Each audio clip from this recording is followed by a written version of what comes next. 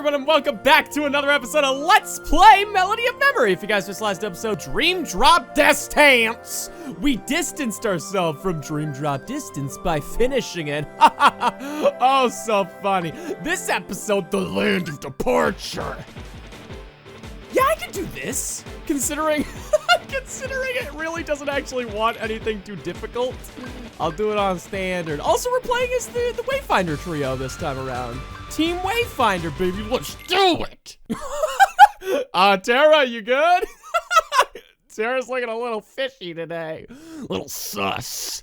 Yeah, man, the boys are back! It's also really interesting that Aqua's taking the lead on this. I mean, that makes sense, right? Considering she was, like, no offense, but she was the most successful out of these three, you know? Oh, look at that! They're blue! Love that! Also, I had a little bit of a sketch this morning.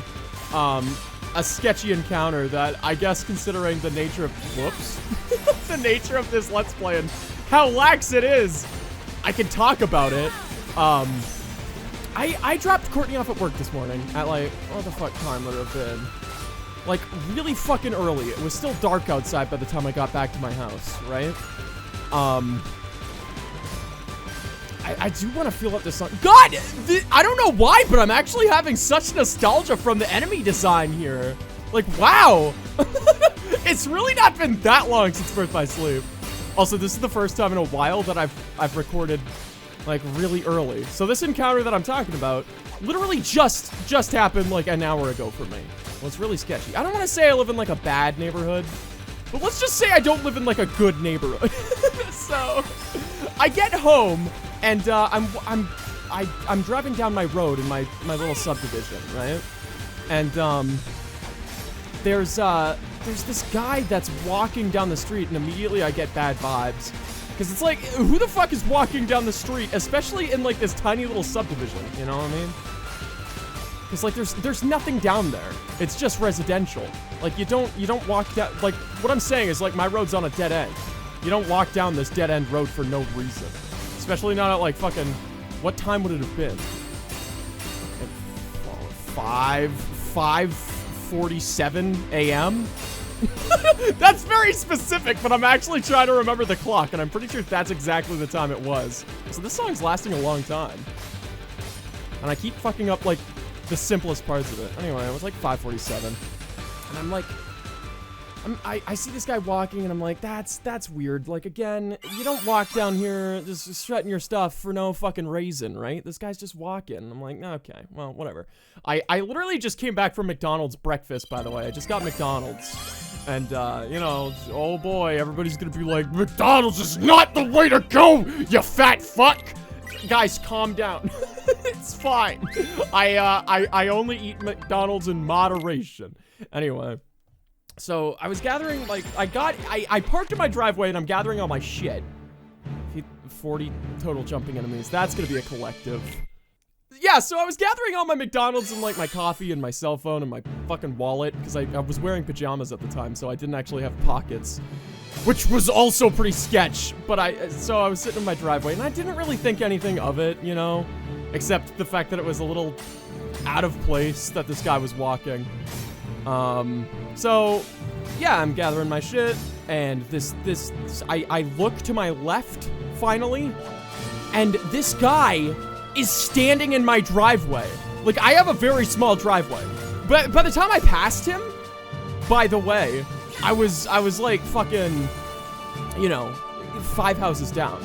So this guy must have hurried along, to try to catch up to me. So, I'm sitting there deliberating. I'm like, should I really... Like, this is already such a sketchy fucking moment. Should I actually get out of my car right now? Or should I just, like, turn on the engine and just go? Again, like, around the block. But I guess my better judgment, I'm like, fuck it. Like, whatever. If I'm about to get mugged, so be it. So, I get out of my car, and this guy is, like, high as fuck, very obviously. And he's like, hey, man. He's like, good morning. I'm like, hi? And he's like, yeah, listen, we've had a fire going since 9 a.m. I'm looking for twigs. You got any twigs? I'm like, what the fuck? He's like, Because, like, all of the trees I have around my house are, like, evergreens. Like, I'm like, probably not. And it also has been raining. So, I don't know if this guy knows, but, like, you can't really sustain a fire with wet twigs. But I'm like, all right. And then he's like, yo, I just don't want you to think I'm stealing shit. Can I go around your lawn and look for twigs? And I'm like, okay. So this guy just goes around my lawn. And, like, I started locking my front door to go into my house because I don't want to hang around. Like, and at this point, I want to get a locked door between me and this guy. It was just sketchy as is. Anyway, so I hear him still, like, mumbling. I think he was talking to me. I don't actually know what he was saying in the slightest, but, like, whatever. So I'm going in my house, and I'm like, all right, man, have a good one. And I just hear him go, yeah, man, it's bad. So that's how my morning went. How'd your morning go, guys? Because I thought I was gonna get mugged. In retrospect, I really probably should have decided to just continue fucking driving, you know? But whatever. Master Ericus's 3 apprentices affirmed their bonds of friendship as they prepared for the Mark of Mastery exam. Yeah, who the fuck is Ven? But Aqua was the only one to pass the exam and become a Keyblade Master. Leaving Terra no time for disappointment, the 3 immediately received word that creatures called the Unversed had emerged to threaten the world of light, and Master Xehanort had gone missing. Both Terra and Aqua were tasked with bringing the situation under control. Meanwhile, a masked boy left Ventus with a distressing thought. Terra resisted the call of darkness as he sought out Xehanort and the Unversed. Ventus chased after him, and Aqua carried out orders to monitor Terra. Everything was going perfectly according to Master Xehanort's plan. That Master Xehanort seems like a pretty kind fellow, kind individual. Like, I think he could be trusted, guys, honestly. Nothing wrong with him. Nothing wrong with him. Yeah, it's like 8 a.m. right now, by the way. Recording this. This is, I think it was only a few episodes ago that I'm like, yeah, I haven't recorded so early in the morning, in a long time. And now, you know, today I decided that it's gonna be an early one. I don't know why. What song is this even? I didn't even look. Oh my god! I remember this place. I remember, yeah, there's the cart that Ventus got struck down by. Love that. Yeah, I actually don't remember the song here that well. So I'm gonna have to feel this one out a little bit. By the way, actually last episode, I was not even gonna mention this, but now that I did, now that I did last episode, I should say, I think it was last episode, I asked how you guys watch, these videos, like, typically. And I actually had some very interesting answers. A lot of you guys said mobile. You know, one of you guys said that you actually watch on a laptop while playing some games, and that's cool. Because this Let's Play can basically be used as a podcast. Because, honestly, there's not a whole lot going on. There's some music, and I talk, barely. So, you know, if you're on a road trip, I give full permission to just go ahead and, like, YouTube to mp3.com, and, like, just download these as MP3s, I guess. This is as close to a podcast on this channel as you'll probably get for at least a long time, because I have no current plans to actually make a podcast. But, you know, hey, how you doing? Driving down the road there, I see ya. Maybe. One of you guys actually went ahead and said that you actually put these videos on while driving. That's where I was getting to. Which is actually very interesting, because again, that's basically a podcast at that point. That's really cool. I see you driving your vehicular. Maybe you meant that you were watching on, like, a bus. Because, I don't know. I mean, I wouldn't expect that you would literally watch the video while driving a vehicle. Because if that's the case, I do not condone. Like, if you're actually, like, you know, in a vehicle and you put the video on and you're just listening, then, you know, that's a different story, I suppose. The Secret Whispers. Hello, this is a secret. That's the name of the song, by the way. Now I feel like it's an entirely new perspective on this Let's Play. I feel like I actually have to lend, like, fucking visual aid, I suppose. Or rather, audio aid for the visuals that there might be a lacking of for some people. I just hit a button that said return to world, and now I'm going to hit a button that says play on Risky Romp. Let's go! Yeah, I remember this place now. I remember specifically in the spot that we're running through right now, before we went over the garden wall. That's a reference to that cartoon, by the way, maybe, I don't know. By the way, I watched that show before, and it seems like a fever dream to me now. Because it was such a fucking zany time. If nobody knows what I'm talking about, there's a cartoon called, like, Over the Garden Wall or something. And it's wild. Like, as far as I remember, it really does feel like a fever dream to me. Because I barely remember any of it. But the spots that I do remember are just, like, really fucking off the wall, you know? Anyway, as I was saying, that spot that we were in the very beginning of this level, that's where I was ranting about the fact that I did not have a PS5. I know I do have a PS5, and all is right in the world. Oh, man! Have I even told the story about how I managed to actually get my PS5? Because I got really lucky. It was really fucking weird. I went to a EB Games, which, by the way, is Canadian GameStop. But that's another tangent. I'll say this real quick. Not anymore. A lot of the EB Games around my area, other Canadians will have to weigh in. A lot of the EB Games around my area have officially started rebranding as GameStops. Like, it was really weird. And I'm not sure if everybody that's listening to this that's Canadian might have even noticed yet. But, like, there's a lot of EB Games that have now rebranded to GameStop. Which, like, literally the only GameStop that I've ever seen in my life is when I would go to, like, Michigan. Because that's, like, the closest state to me. And I go there relatively frequently, I guess. Also, I'm really fucking this up because I'm mostly talking this episode. I've decided that now this is the episode where I will actually focus more on the commentary than I did the actual gameplay. And, you know, whatever happens, I jive with it. That's fine. Anyway, as I was saying, the way that I got my PS5 was kind of fucking weird. Because as you guys probably are very unfortunately aware, there's a thing in this life called scalpers. Now, if you guys don't know what they are, scalpers are the assholes that go around and, use bots online and, you know, possibly in person even scalp up the fucking... just the stock on just about anything these days, and COVID is helping them do it these days, which sucks. Yeah, return to world. But anyway, yeah, so I've been sitting on the money for a PS5 since the release, and Sony has not made it easy to get a PS5. You want to know who's made it really easy to secure one of their consoles? Valve. I feel like I'm talking about the Steam Deck a lot lately. But the Steam Deck, it literally has reservations. You put $5 down and you're in a line. That's fantastic. Why don't they just do that? They can adopt that. Castle of Dreams. Oh, this one's fucking proud. Time to die.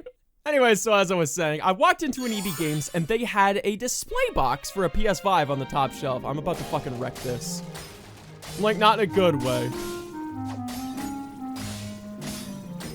Yeah, if I focus, it might not be that bad.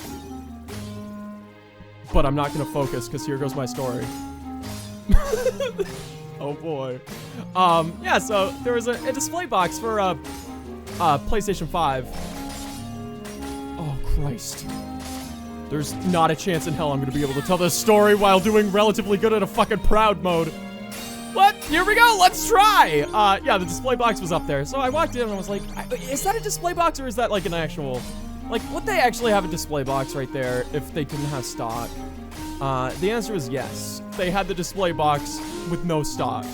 But I walked up to the counter and I was like, so, do you guys have any PS5s right now? Like, I honestly felt like disgusting asking that because Jesus Christ! Because, like, I didn't want the guy to think that I was, like a casual fucking layman. Oh, Christ, here we go. A casual layman. But, you know. That... Jesus Christ.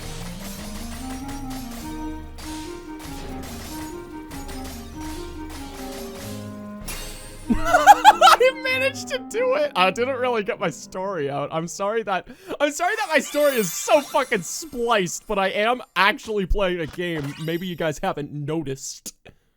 Anyway, let me spit it out. I walk up to the counter, I ask the guy if they have stock in, he says no. So I was like, okay, that's about what I expected, whatever. I walk away, and I turn around and I'm like, you know what, fuck it. I'm just gonna ask the guy. I walked up to him again and I was like, do you by chance know when you're actually gonna get stock in for PS5s, like PS5 restock? And he said, yep, in about an hour and a half. I was like, what? Like, I was expecting him to say weeks, but he said like within the fucking hour, up to an hour and a half away. So I was like, really? So this was at a mall, by the way. So I was like, fuck it. And I looked at Courtney and I was like, so you're thinking the same thing, right? We're just gonna go like sit in the food court? And she's like, hell yeah. So we go and we sit in the food court, which by the way is an eye shot, thankfully, of the EB Games / GameStop. So I was like, okay, great. So we were just like looking, being the dumb Canadians we are, we decided that we're gonna go to the fucking, we're not just gonna sit there without a fucking coffee, especially considering my coffee addiction was really fucking cranking me that day. So I was like, all right, fuck it. I'll just go to Tim Hortons and get a coffee in this food court. So we were just watching, you know, we just sipping coffee, just waiting, watching the entrance of this EB Games. And I was like, well, do they have like a back entrance that like they're going to like secretly bring in like this restock of PlayStation 5s? Because like, I don't know, man, I feel like there's like a fucking precious commodity right now.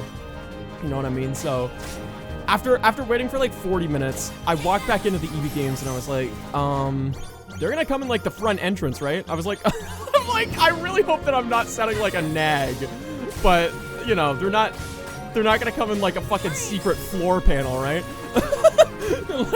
like it's the fucking, what do you call it? Prohibition?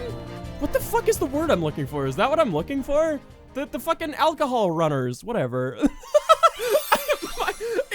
It's literally 8:10 a.m. You gotta cut me some slack. This is real early for me. It's actually a miracle that I just did not go back to bed after dropping Courtney off at work today, because typically that's what I do, and then I wake up at like 1 p.m. EST. Oh good, I'm getting like hardly any fucking stars. Love that. So, you know, long story short, sitting in the food court with Courtney, and also there was definitely a guy doing the exact same thing, a table ahead of us. But the second that the fucking, this lady, I seen her coming with the fucking pump truck of just boxes, you know? And I was like, there we go, Court! And I got up and I was power walking to get my goddamn PlayStation 5, and, you know, I got it. What they didn't tell me, though, is that you can only buy them specifically from that location. By the way, this is Proud Mode, I think.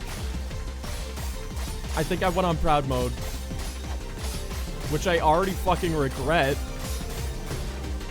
because I hardly finished my fucking story already. But it's going fine, actually. Anyway, yeah, that's basically the end of the story. And I power walked, and you had to get them in a bundle. They didn't say that before, so I was like, fuck it. I mean, that's fine. The bundle could either be a second controller or any game of your choice, and then the game of your choice would be like only $40, which for those of you guys that don't know, hey, that's pretty good considering new game prices in Canada are 90 Canadian dollars.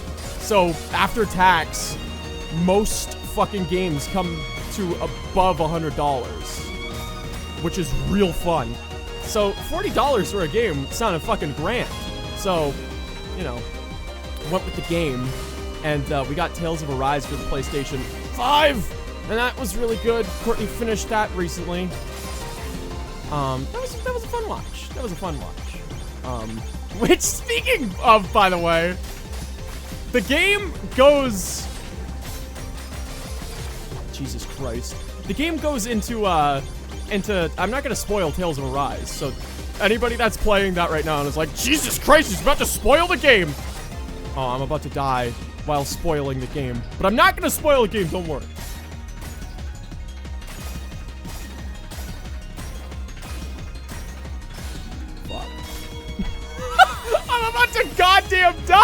son of a bitch!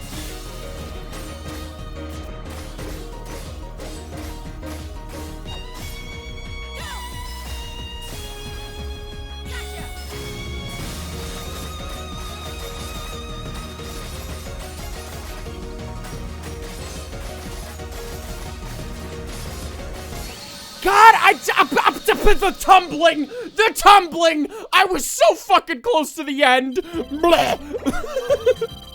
Try again. I forgot to even look at the fucking 14. I forgot to look at the number rating on it. Son of a bitch. Did I just say play again? Oh, thank fuck. I thought I was playing it again.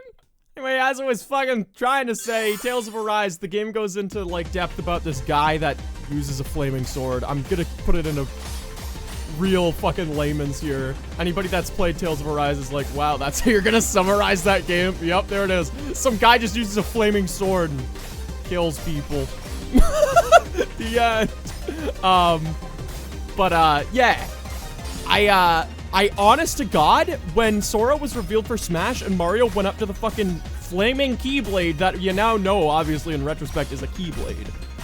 God fucking damn, I honestly thought it was gonna be the Tales of Arise protagonist because of the fucking flaming sword. Because, like, that's the game. The guy uses a fucking fire sword. And, like, why was the Keyblade on fire? I don't know. A lot of people are going into, like, depth about, you know, the fact that it has, like, some semblance of reasoning to, like, Lifelight, the song, and, like, Sora was the undying light or shit. I don't know.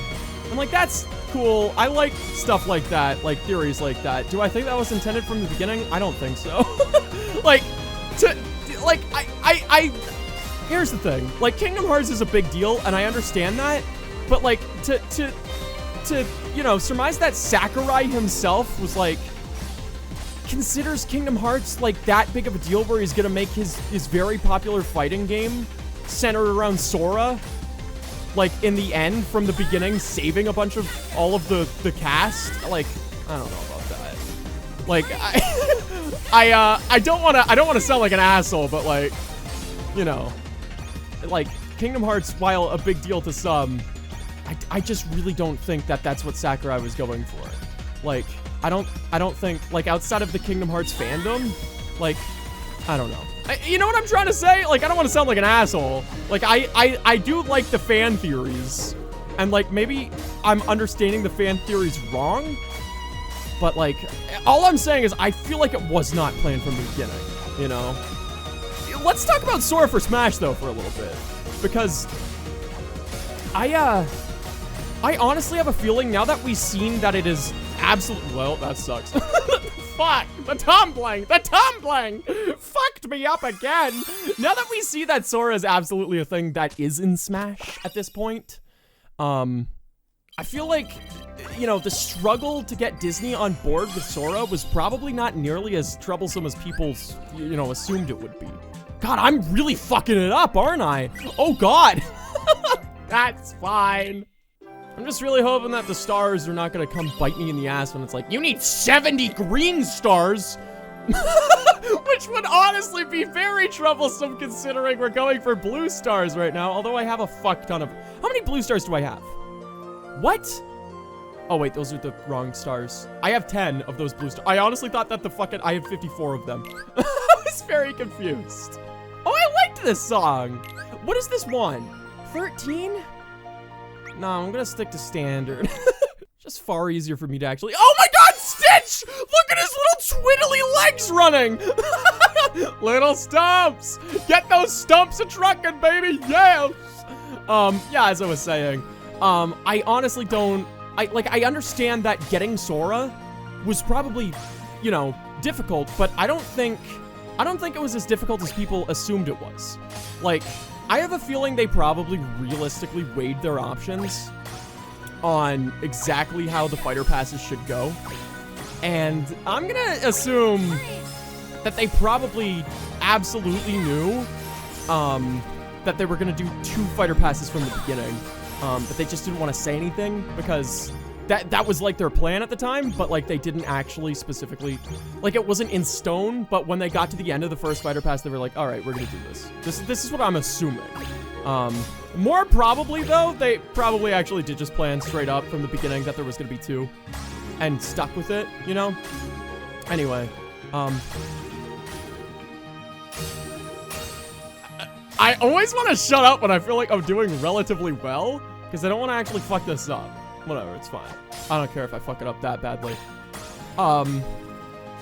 Yeah, so when they actually managed to get the go-ahead for Sora, I feel like that was probably, I don't think it was, maybe it was, honestly, it might have been before the base game was even finished. Like, because I have a feeling they probably planned before the base game was even gold yet that they were going to do DLC characters.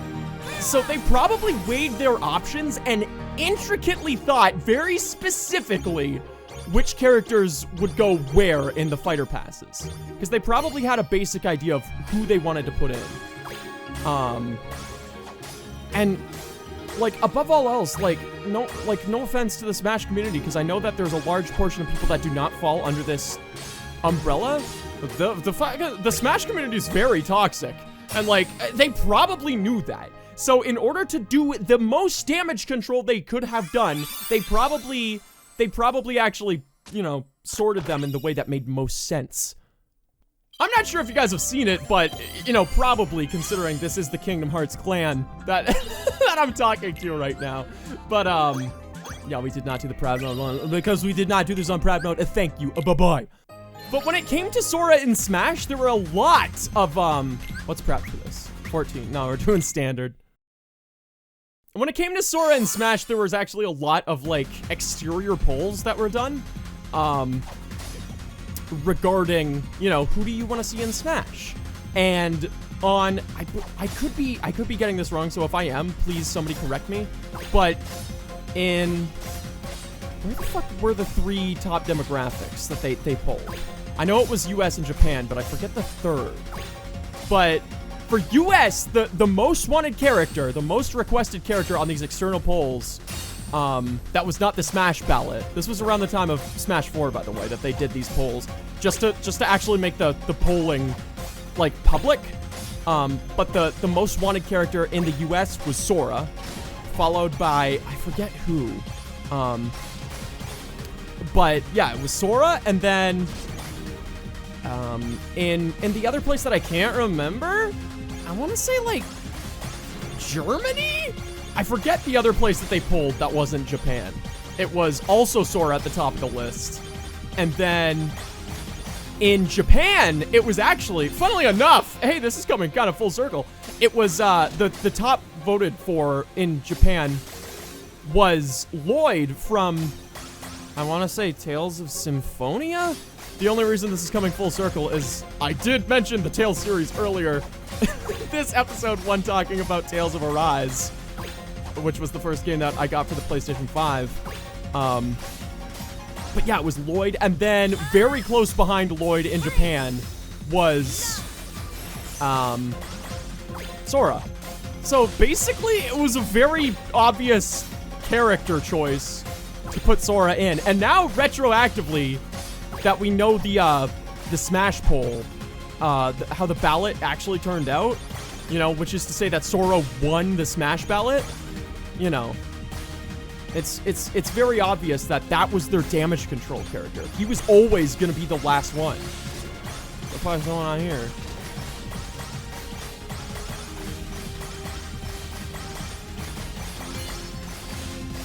Can Aqua come down now?